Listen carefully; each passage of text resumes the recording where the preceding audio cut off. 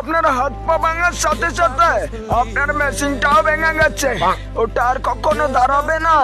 সব থেকে দুঃখের বিষয় হচ্ছে আপনি আর কখনো লাগাতে পারবেন না।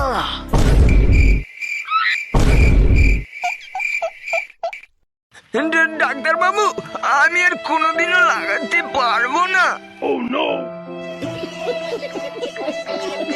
বন্ধু এই দেখ কি করে পাত দি, যা হেগে দিয়েছি, এই ফ্যানকে চালাতে হেগে দিয়েছে।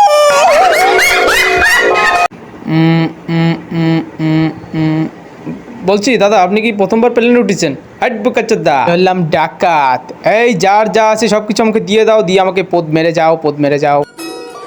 সকাল হয়ে গেছে, কাজটা শুরু করে। রাত হয়ে গেছে, ঘুমিয়ে পড়ে।